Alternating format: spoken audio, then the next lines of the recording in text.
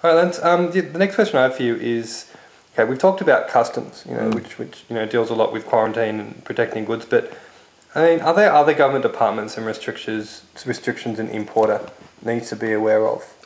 Yeah, look, if you're dealing in pharmaceuticals or health products that might be taken, like vitamins, that they're not actually pharmaceuticals, but there may be a need to register those with the relevant health department in the country that you're dealing with those products. So, pharmaceuticals or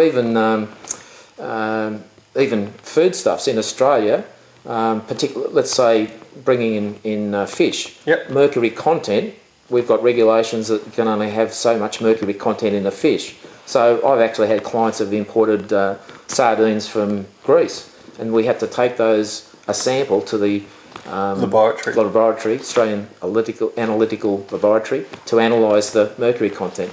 And that creates delays and costs as well. So what you'd recommend is speak to your customs agent, tell them what product you have, sure, and ask them, are there any different restrictions that might apply? Like I'll talk about one example I've had was I used to import a lot of pocket bikes. Yeah. The little 49cc sure. engine bikes, and I was surprised because there was an actual department called the Australian Communications and Media Authority, which was there to protect transmissions, so that planes flying overhead. You know how when you're on a plane, yes, you're not allowed to use your telephone, sure, because it might interfere. Well, they were worried that even the pull start might emit a frequency which interferes with planes overhead, and I had to get laboratory testing to prove that. Sure, so it's just bizarre how certain government departments can jump on you and make sure that you comply. So just be really careful that before you import a good, talk to a customs agent, tell them, and just say, come up with all different weird theories that you could say how this could be a problem.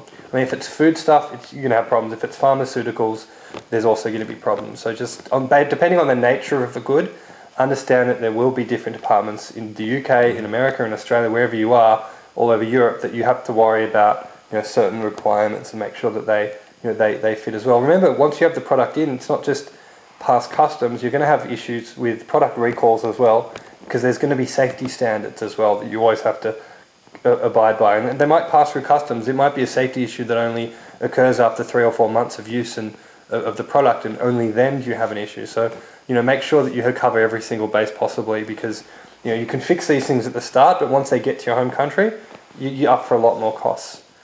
Okay, fantastic.